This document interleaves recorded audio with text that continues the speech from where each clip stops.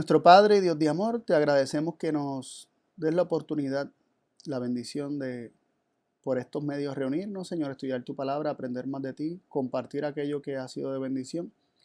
Y rogamos, Señor, que tú nos dirijas en este estudio. También pedimos, Señor, que el conocimiento que adquiramos transforme nuestras vidas. Lo pedimos en el nombre de Jesús. Amén. Muy bien. El estudio de hoy se titula La mano leprosa de Moisés. La mano leprosa de Moisés.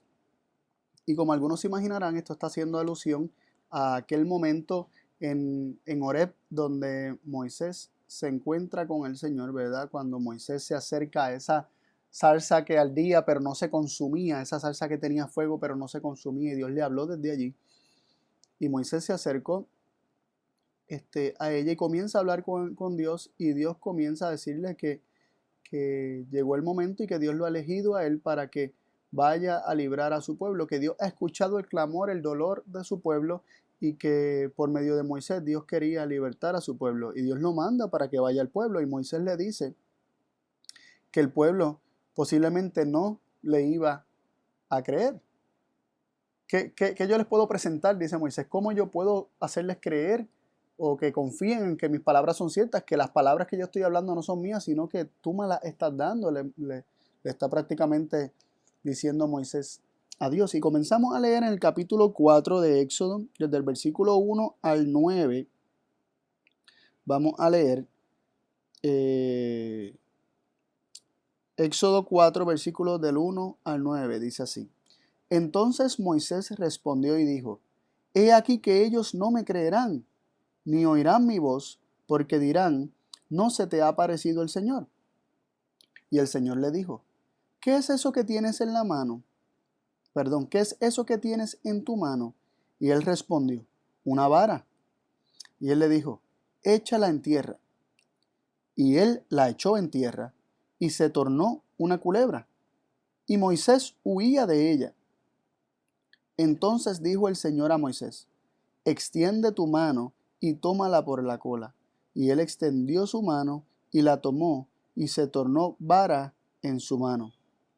Por esto creerán que se te ha aparecido el Señor Dios de tus padres, el Dios de Abraham, Dios de Isaac y Dios de Jacob. Y le dijo además el Señor: mete ahora tu mano en tu seno. Y él metió la mano en su seno, y cuando la sacó, he aquí que su mano estaba leprosa como la nieve. Y dijo: vuelve a meter tu mano en tu seno. Y él volvió a meter su mano en su seno, y volviéndola a sacar del seno, he aquí que se había vuelto como la otra carne. Si aconteciere que no te creyeren, ni obedecieren a la voz de la primera señal, creerán a la voz de la postrera. Y si aún no creyeren a estas dos señales, ni oyeren tu voz, tomarás de las aguas del río y derrámalas en la tierra, y volverse han aquellas aguas que tomarás del río, se volverán sangre en la tierra. Así que aquí, ¿verdad? Leímos estos 9 versículos para repasar este incidente donde Dios le está diciendo a Moisés que vaya al pueblo y que les diga las palabras que Dios le refirió a él, de que Dios había visto su aflicción, que había llegado el tiempo de libertarlo y que Dios lo habría de liberar. Pero Moisés le dice: pero ¿y si no me creen? Lo más seguro no me van a escuchar y me van a decir que yo no escuché nada, que tú no me hablaste. ¿Cómo ellos van a saber que realmente tú me hablaste? Entonces Dios le da la señal de la vara tornándose en serpiente, que es motivo de otro estudio, no lo quisimos juntar con este estudio. Y le da la señal de la mano, metiendo la mano en su seno, ¿verdad? En su pecho, dentro de sus ropas.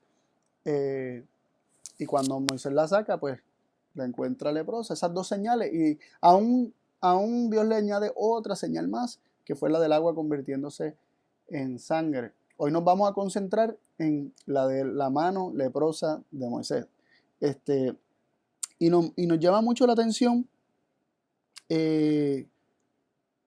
que Dios haya escogido estas señales para no solamente probar su poder, sino uno dice: pero Dios puede probar su poder de muchas distintas formas. ¿Por qué estas formas tan peculiares, tan específicas, Y es que Dios no hace nada arbitrariamente, Dios no hace nada a lo loco, podríamos decir. Todo para Dios siempre tiene un propósito y toda señal, toda, podríamos decir, toda orden de Dios que muchas veces a primera instancia no entendemos por qué de esa forma, es porque todo tiene un significado. Entonces es nuestra tarea, ¿verdad?, estudiar la palabra de Dios para entender muchas veces el significado de lo que Dios estaba queriendo enseñar. Y entonces vemos que Dios quería enseñarles más que simplemente que Él tenía poder, o sea, al pueblo y a Moisés. Dios quería mostrarle no solamente que Él tenía poder, sino que quería mostrarle algo más, cosas adicionales, significados adicionales en cuanto a, sí mismo, en cuanto a lo que habría de acontecer, en cuanto a cómo Él los libraría, etc. Pero me llama mucho la atención esta señal de meter la mano en su seno y cuando la saca la encuentra llena de lepra. ¿Qué significa esto de meter la mano en el seno? Y es interesante cómo habíamos estado estudiando en semanas anteriores y temas anteriores, cómo fue que Dios y cómo fue que las enfermedades que cayeron y plagas que cayeron sobre Egipto fue realmente Dios quitando su protección, su restricción, ¿verdad? Sus ángeles que aguantan los vientos, soltando esos vientos y viniendo plagas sobre Egipto.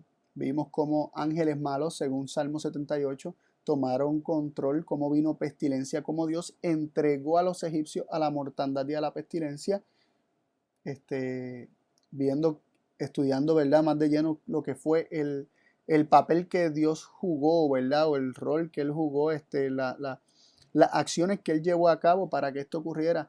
Más que Dios enviar estas cosas, implicaba más bien el quitar su protección de sobre los egipcios que experimentaron todas estas plagas.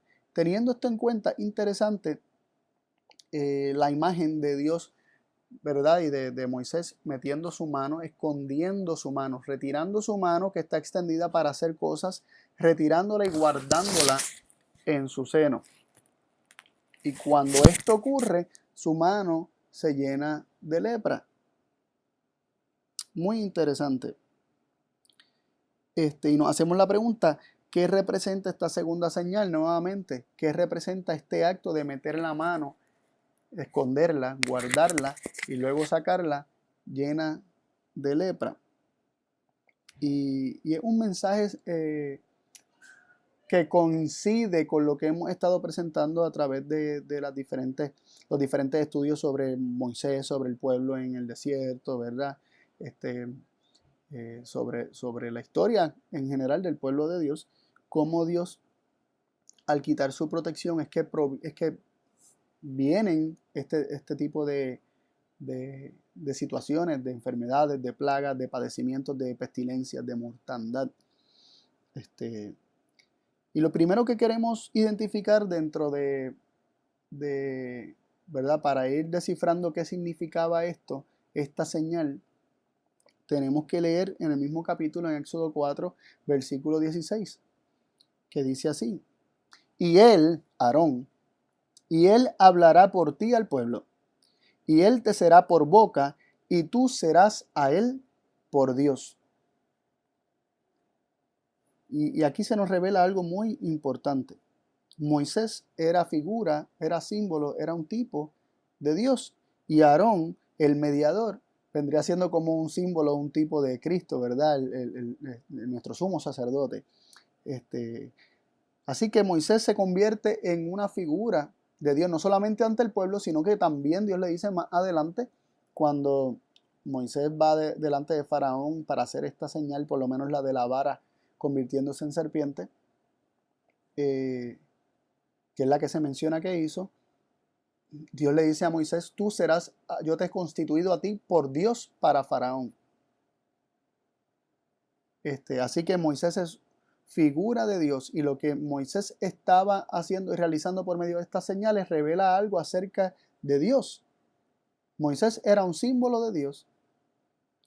Entonces tenemos que entender que dentro del contexto de estas señales, Moisés haciendo estas señales por medio de Aarón era un símbolo de lo que Dios hace por medio de Cristo, que es el canal por el cual Dios hace todas las cosas. Entonces me llama mucho la atención el considerar este acto de Moisés escondiendo la mano, ¿verdad? Guardándola en su pecho, en su seno, y sacándola, y luego de sacarla hay lepra en su mano, hay enfermedad, hay muerte, hay inmundicia. ¿Y qué nos revela esto acerca de Dios? Miren qué interesante lo que nos revela el Salmo 74, versos del 10 al 12. Salmo 74 del 10 al 12 nos dice así: ¿Hasta cuándo, oh Dios, nos afrentará el angustiador? ¿Ha de blasfemar el enemigo perpetuamente? ¿Ha de blasfemar el enemigo perpetuamente tu nombre? ¿Por qué retraes tu mano y tu diestra? ¿Por qué la escondes de tu seno?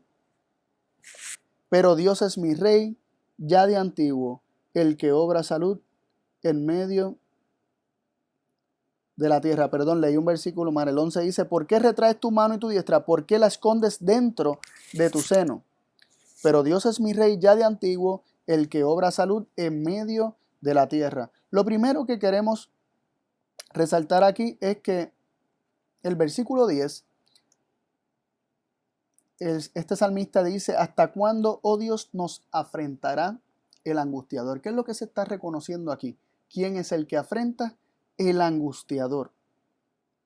Y luego dice: ¿ha de blasfemar el enemigo perpetuamente tu nombre? ¿Quién blasfema el nombre de Dios? El enemigo. Así que tenemos al angustiador, que es el enemigo, ya sea Satanás mismo directamente o Satanás, ¿verdad?, representado por la agencia o los agentes por los cuales él trabaja en la tierra, ¿verdad? Que muchas veces los pueblos y la Biblia le asigna lenguaje, podríamos decir, simbólico, por ejemplo, al rey de Babilonia o al rey de Tiro, que realmente cuando leemos la descripción está hablando del adversario de Satanás, de aquel que era un ángel en el cielo y se rebeló. Y está hablando por medio de los nombres de rey de Tiro, de rey de Babilonia, de Faraón, hasta del príncipe de Persia, y está hablando refiriéndose al adversario, a Satanás. Y aquí nos dice: ¿hasta cuándo Dios nos afrentará el angustiador? ¿Quién es el que afrenta? ¿Quién es el que está afrentando al pueblo? ¿Quién le está causando dolor, apretura? La palabra aquí de angustiador es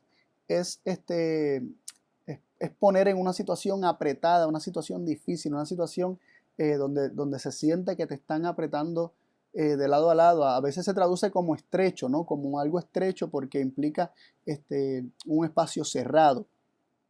¿Hasta cuándo, oh Dios, nos afrentará el angustiador? Aquel que nos aprieta, aquel que nos acongoja, aquel que nos pone en situaciones difíciles. Y se está reconociendo que hay un afrentador, que es el enemigo, y ese mismo se le llama angustiador. Y la pregunta se le hace: ¿hasta cuándo, Señor? Prácticamente se le está diciendo: ¿hasta cuándo vas a dejar que esto ocurra? ¿Hasta cuándo vas a dejar que el angustiador, que el enemigo blasfeme tu nombre, que nos afrente, que nos cause dolor, que nos cause sufrimiento? Y luego se explica en el versículo, por medio de una pregunta, en el versículo 11 del Salmo 74, se explica cómo es que el angustiador, el enemigo, tiene acceso para afrentar y para blasfemar el nombre de Dios. ¿Por qué retraes tu mano y tu diestra? ¿Por qué la escondes dentro de tu seno? ¿Por qué la escondes dentro de tu seno? Y aquí se nos está definiendo el esconder la mano dentro del seno como el permitir que el angustiador, el enemigo, afrente y blasfeme. Qué interesante, ¿no? Muy, muy interesante. Hay un angustiador que es el enemigo, que afrenta, que blasfema, y esto ocurre o se le permite que le haga esto cuando el Señor esconde su mano, su diestra, dentro de su seno.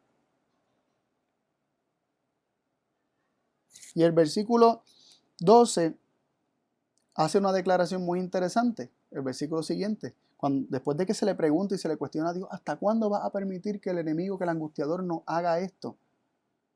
¿Hasta cuándo vas a mantener tu mano escondida dentro de tu seno? Que implica permitir al angustiador obrar. El versículo 12 dice, pero Dios es mi rey ya de antiguo, el que obra salud en medio de la tierra. A pesar de que se declare que hay un angustiador, un enemigo que causa apretura, que causa afrenta, que blasfema el nombre de Dios al hacer las cosas que le hace al pueblo que lleva el nombre de Dios, a pesar de que está ese angustiador, ese enemigo que hace todas esas cosas y que causa todas esas congojas o tristeza o molestias o apretura, como estamos diciendo, se reconoce que Dios es el que obra salud en medio de la tierra, el que obra sanidad en medio de la tierra, el que obra salvación en medio de la tierra. Así que se le atribuye la afrenta y la blasfemia al enemigo del angustiador y se reconoce que la salud, la salvación, la sanidad, ¿verdad? Que la misma palabra se traduce de diferentes formas, pero es la misma palabra muchas veces. O sea, salud y salvación son prácticamente sinónimos en la Biblia.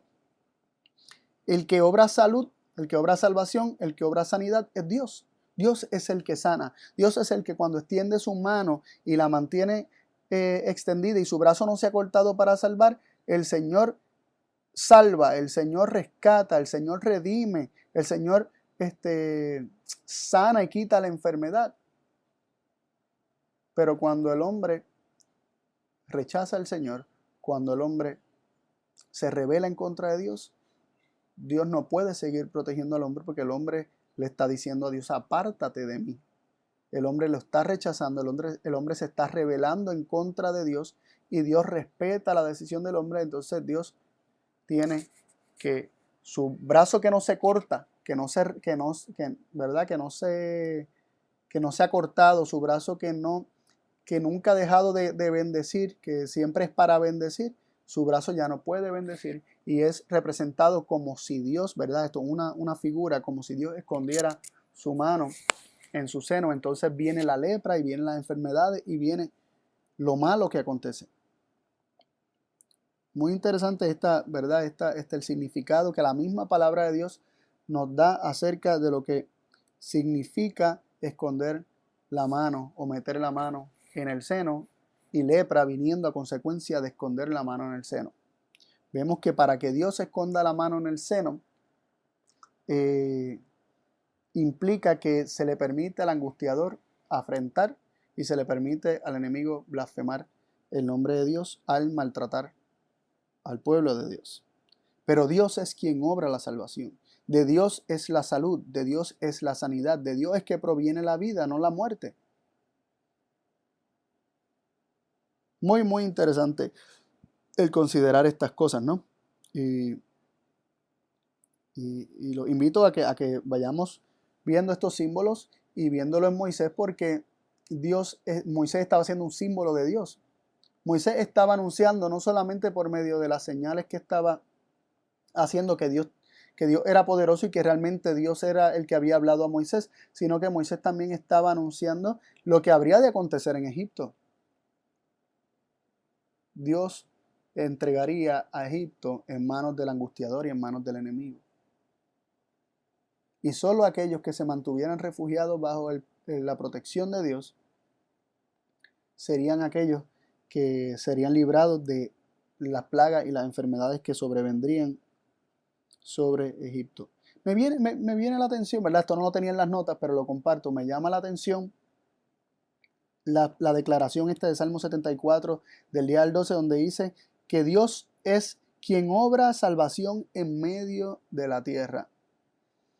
Y recuerdo las palabras de Dios a Faraón por medio de Moisés, cuando Moisés le dice a Faraón que Dios iba a hacer, ¿verdad? Hablando en primera persona como si fuera Dios, le dice que Dios va a hacer distinción entre el pueblo de egipcio y su pueblo, entre la tierra de Egipto y la tierra de Gosén, donde habitaba su pueblo.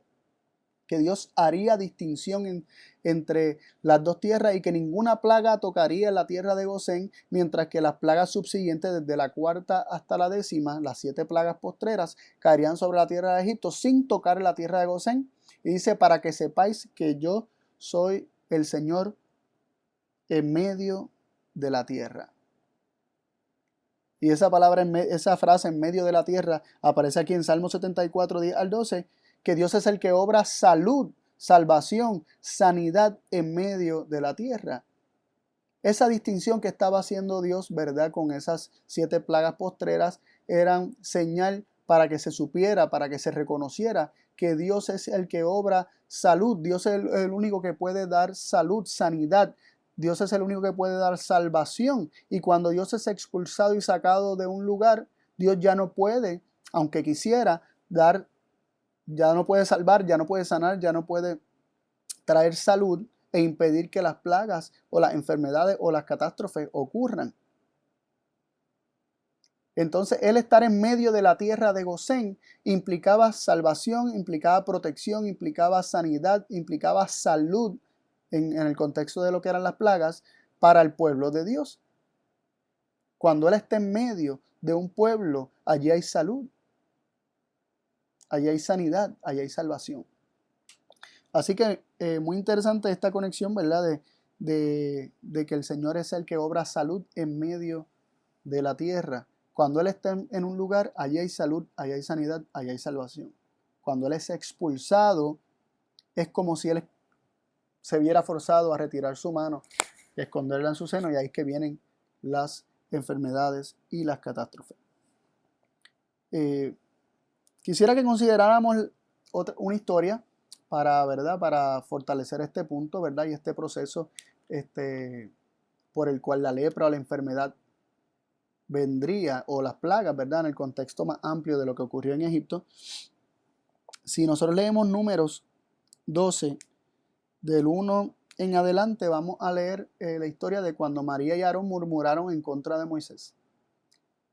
Y a María termina recibiendo lepra o teniendo lepra. Pero vamos a leerlo, vamos a ver cómo ocurrió esto. Vamos a ir leyendo versículo a versículo y vamos a estar extrayendo algunas lecciones, ¿verdad? Y vamos a estar estudiándolo, ¿no?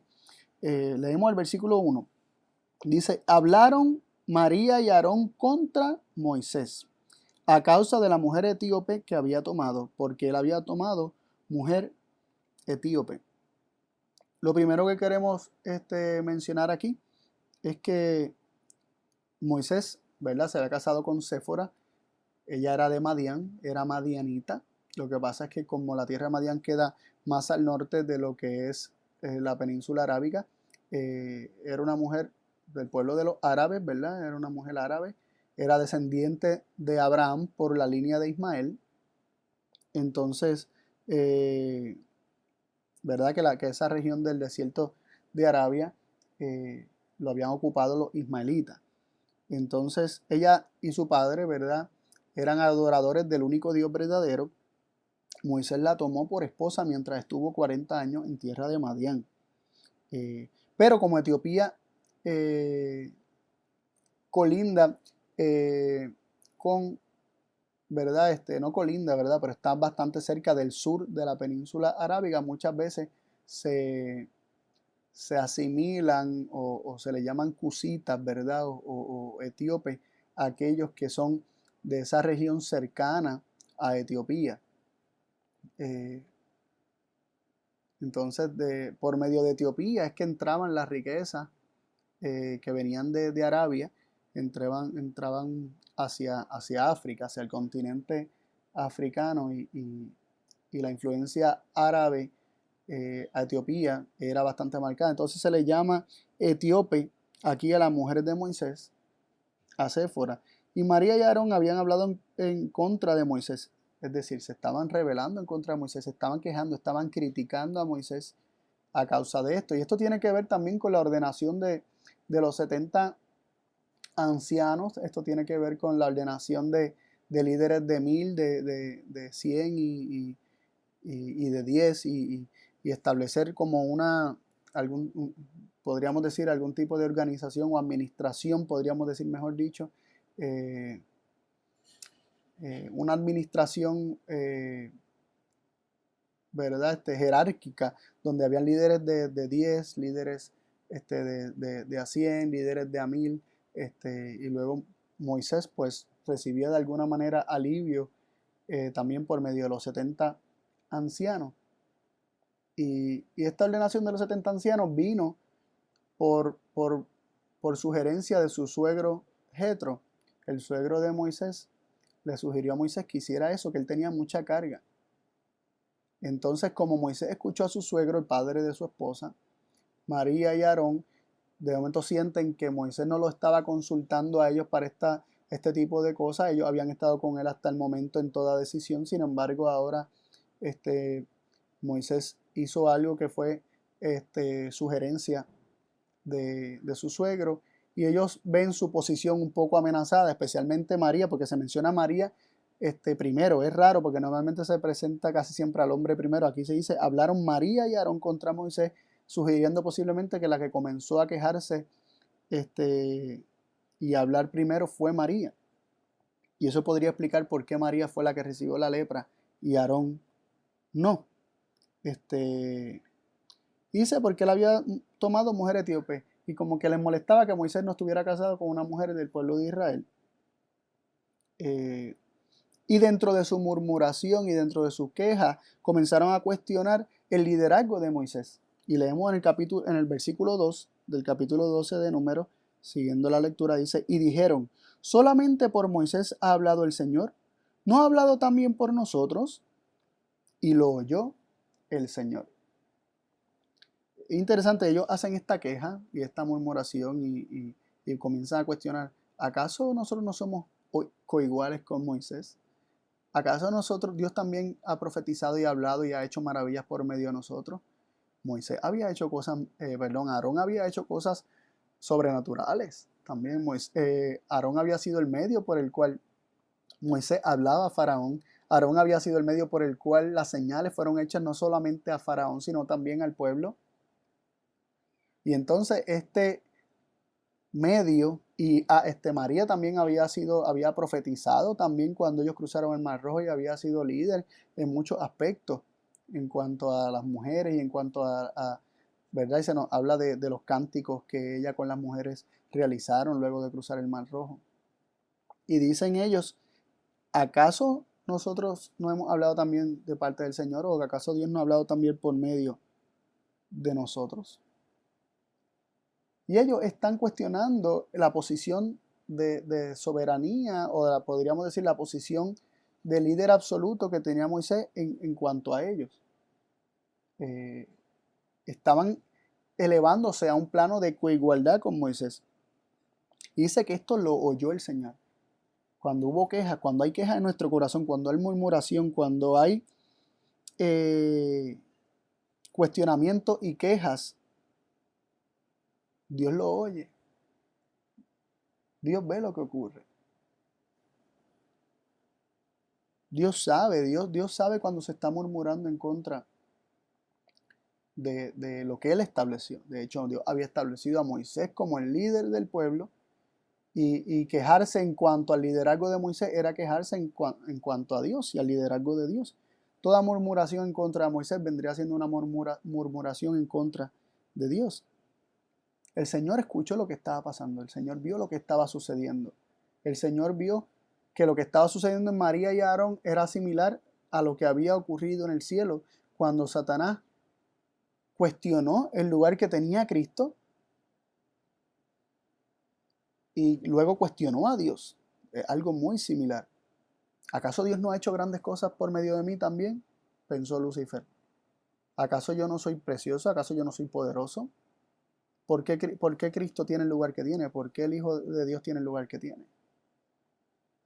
Y no solamente se cuestiona y se desea el puesto y el lugar que se tiene el Hijo de Dios desde el punto de vista de Lucifer, sino que luego se aspira al lugar de Dios, porque Dios fue el que estableció a Cristo, y por lo tanto al cuestionar la posición de Cristo se está cuestionando a Dios y se está buscando reemplazar a Dios por uno mismo, ¿no? En el caso de Lucifer, por Lucifer. Entonces María y Aarón, al cuestionar el lugar que tenía Moisés, estaban cuestionando a Dios y querían el lugar de Moisés y se estaban poniendo a sí mismos por encima de lo que Dios había establecido. Ahora, el versículo 3 nos dice que aquel varón, Moisés, era muy manso más que todos los hombres que había sobre la tierra. Es decir, Moisés no estaba tomando esto como una ofensa, Moisés no estaba haciendo nada al respecto. Moisés decidió no defenderse, Moisés decidió no hacer nada por sí mismo para defenderse y probar su lugar. Moisés era muy manso, muy manso. Y Moisés tenía el carácter de Cristo, que es manso y humilde. Y luego dice el versículo 4, y luego dijo el Señor a Moisés, a Aarón y a María, salid vosotros tres al tabernáculo del testimonio. Y salieron ellos tres. Entonces el Señor descendió en la columna de la nube y se puso a la puerta del tabernáculo y llamó a Aarón y a María y salieron ambos. Y él les dijo, oíd ahora mis palabras. Si tuviereis profeta del Señor, le apareceré en visión, en sueños hablaré con él. No así a mi siervo Moisés, que es fiel en toda mi casa. Boca a boca hablaré con él y de vista. Él no verá al Señor por figuras o semejanza.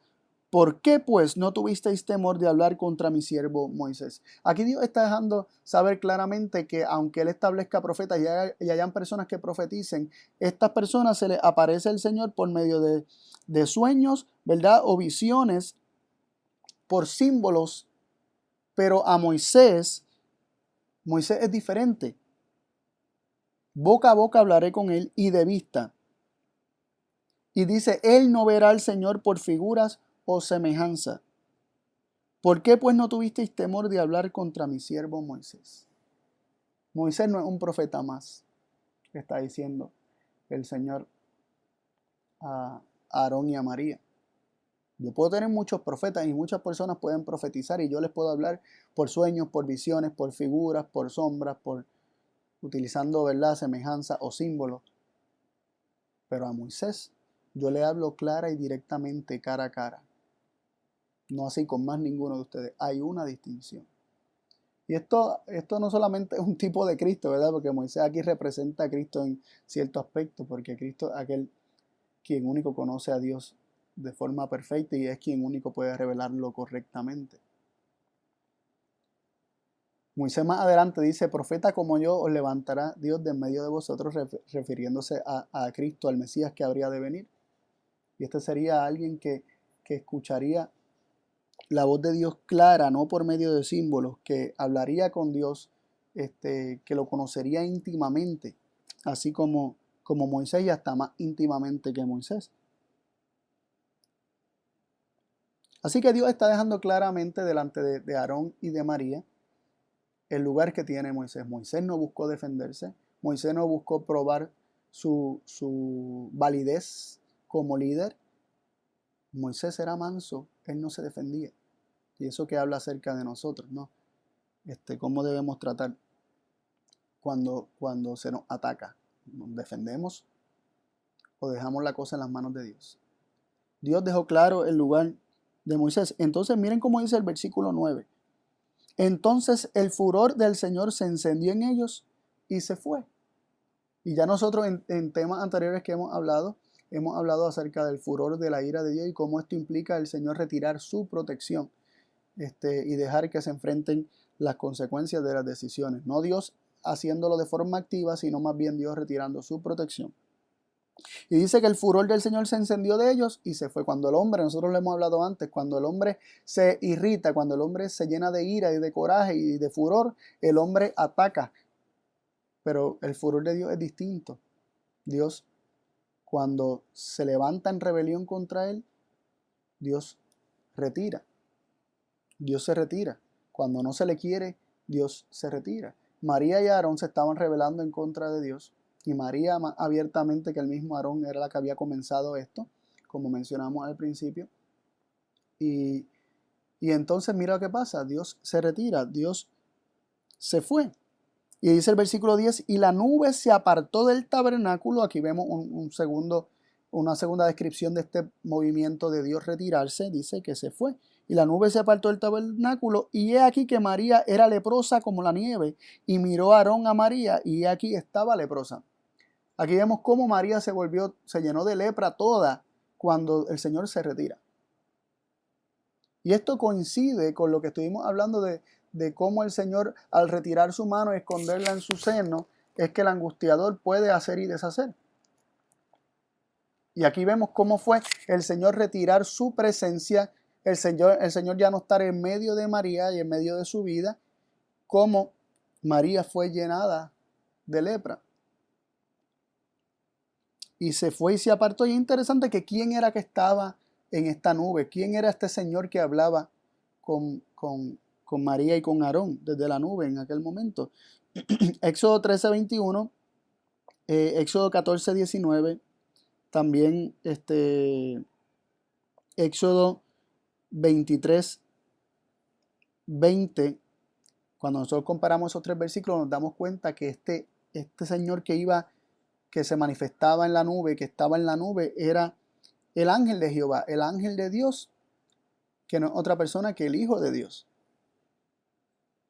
Y el Hijo de Dios desde la nube era quien cuidaba y quien protegía, quien guardaba al pueblo. Y al retirarse la nube, y al retirarse el Señor, al retirarse el ángel de Jehová que estaba en la nube, de allí estaba dejando saber que ya no podría guardar y proteger a María, lo cual implicó que María quedase, ¿verdad?, forrada de lepra.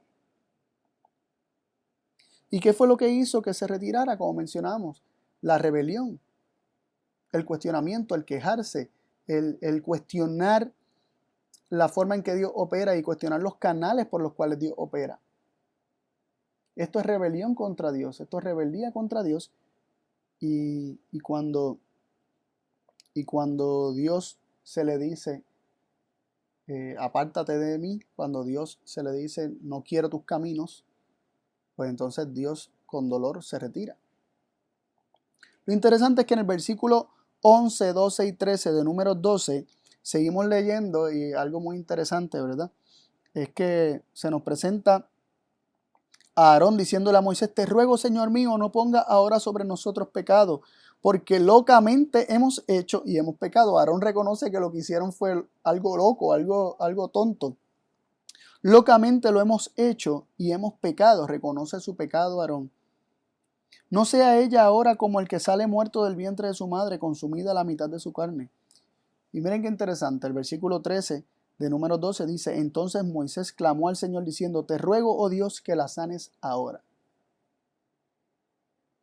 Y el Señor la sanó. ¿Pero quién intercedió por ella? ¿Quién oró ante el Señor para que el Señor sanara a María? Moisés. Aquel a quien María había estado murmurando en contra. Aquel de quien María había estado murmurando, aquel a quien María había estado ambicionando su posición de autoridad. Y Aarón también, ambos. Aquella que murmuró contra Moisés, Moisés intercedió y oró por ella. Y esto es exactamente lo que Jesús enseñó en el Sermón del Monte. Cuando leemos en capítulo 5 de Mateo, versículo 44, mas yo os digo, amad a vuestros enemigos, bendecid a los que os maldicen, haced bien a los que os aborrecen, orad por los que os calumnian y os persiguen. Muy interesante, ¿verdad? Cómo Moisés era manso, cómo Moisés intercedía por aquellos que buscaban su mal, que buscaban y lo cuestionaban increíble, ¿no? Otro versículo que queremos leer, que usa un lenguaje similar a este asunto de esconder la mano y viniendo calamidades el Señor esconder la mano, leemos en Lamentaciones capítulo 2, versículo 3 lo siguiente. Cortó con la ira de su furor todo el cuerno de Israel. Hizo volver atrás su diestra delante del enemigo y se encendió en Jacob como llama de fuego que ha devorado alrededor. Dice que delante del enemigo el Señor hace volver atrás su diestra. Dice que esa es la ira de su furor. El Señor hace volver atrás su diestra, su mano protectora la hace volver atrás delante del enemigo. Y entonces el enemigo tiene acceso al hombre o a las personas. Muy interesante, vuelvo y leo ese versículo. Cortó con la ira de su furor todo el cuerno de Israel. Hizo volver atrás su diestra delante del enemigo y se encendió en Jacob como llama de fuego que ha devorado alrededor. Esto es Lamentaciones 2:3. Cuando el enemigo fue a hacer y deshacer, el Señor no pudo proteger y retiró su mano, ¿verdad? Hizo volver atrás su diestra delante del enemigo. Su diestra impide que el enemigo tenga acceso. Cuando su mano se contrae, ¿verdad? Cuando su mano se retira, se vuelve atrás, cuando su mano se esconde en el seno, el enemigo puede causar la enfermedad, puede causar la peste, la lepra, la mortandad, las plagas, etc. Pero Dios es quien trae sanidad sobre la tierra. Él es el que trae salvación en medio de la tierra. Y Él quiere traerla. De hecho, esto nos lo reveló el ministerio de Jesús, ¿verdad? Cuando nosotros leemos Mateo 8, verso del 1 al 3, ¿verdad? Hablando luego justo después del sermón del monte, dice, cuando descendió del monte, le seguían muchas personas. Y aquí un leproso vino y le adoraba diciendo, Señor, si quieres puedes limpiarme. Y extendió Jesús su mano, le tocó, diciendo, quiero, sé limpio. Y luego su lepra fue limpiada. Cristo es quien nos revela a Dios. Nadie ha visto al Padre. El unigénito Hijo que está en el seno del Padre, Él nos lo ha dado a conocer. Como único podemos conocer a Dios por medio de Cristo. Y aquí Cristo nos está revelando que el deseo, el anhelo, lo que Dios quiere es sanar, es que seamos limpios, es que no tengamos enfermedad. Y el leproso vino con fe. Y el decir, Señor, si quieres puedes limpiarme, constituyó una adoración. Se postraba delante de Él diciendo, yo sé que tú puedes hacerlo. Si quieres puedes hacerlo. Yo sé que en ti hay poder para hacerlo. Y Jesús reveló que en Él no solamente estaba el poder para hacerlo, sino que estaba el deseo de hacerlo. Y extendió su mano, ¿verdad? Su mano extendida, su mano literalmente extendida, no de forma simbólica como en temas anteriores hemos también estudiado, ¿verdad? Como estudiamos la mano de Dios sobre Egipto implicaba el Señor darle acceso al enemigo, pero en este caso Jesús literalmente extiende su mano, y cuando Jesús literalmente extiende su mano nos está revelando que cuando Dios literalmente extiende su mano es para sanar, es para bendecir, es para proteger. Y Jesús extendió su mano y le dijo que Él quería que Él fuera limpio, y lo limpió. También vemos en Mateo 14, del 30 al 31, ¿verdad? El momento cuando Pedro estaba caminando sobre las aguas, que Jesús estaba caminando sobre las aguas y Pedro le dice, Señor, si eres tú, manda que yo vaya sobre las aguas. Y Jesús le dijo, ven. Y Pedro fue a él y estaba caminando sobre las aguas, pero de repente comenzó a hundirse. Dice el versículo 30 de Mateo 14, 30, y vamos a leer también el 31. El 30 dice, pero viendo el viento fuerte tuvo miedo, y comenzándose a hundir, dio voces diciendo, Señor, sálvame. Luego Jesús, extendiendo la mano, asió de él y le dijo, oh hombre de poca fe, ¿por qué dudaste? Jesús extiende su mano para salvar. Cuando el hombre se está hundiendo y clama a Él, Jesús extiende su mano para salvar. Cuando Dios literalmente extiende su mano es para proteger, para salvar, para limpiar, para sanar, para rescatar. Pero es cuando el hombre se revela que el Señor queda de brazos cruzados, está imposibilitado. Es como si escondiera su mano y la tuviera dentro de su seno. Y ahí es que viene la enfermedad, la pestilencia y el enemigo, ¿verdad? El adversario, el angustiador, a hacer toda la maldad y todos los planes malos que él tiene para hacer con los hijos de los hombres. Y es el deseo de Dios limpiarnos, es el deseo de Dios protegernos, es el deseo de Dios que estemos refugiados siempre bajo su protección. Aún él quería que Egipto estuviera protegido. Y por eso estas señales eran importantes, para que se comprendiera que lo que vendría sería la consecuencia de haber rechazado la protección del Señor y la mano de Dios protegiéndolo.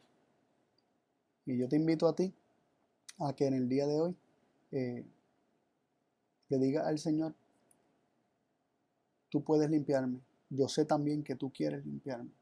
Limpia mi vida, transforma mi vida, cambia mi vida, rescátame del pecado, rescátame de la rebelión, de la queja, rescátame de la murmuración en contra de las demás personas. Rescátame de todo eso y dame un carácter manso y humilde como el de Cristo. Ayúdame a no defenderme a mí mismo, ayúdame a interceder por lo que me hacen mal. Transforma y limpia mi vida por completo para yo poder ser como tú, porque eso es lo que dijo Jesús, ¿verdad? Que es haciendo estas cosas, orando por los que nos calumnian y nos persiguen, seremos hijos de nuestro Padre que está en los cielos. Y yo quiero ser como mi Padre que está en el cielo.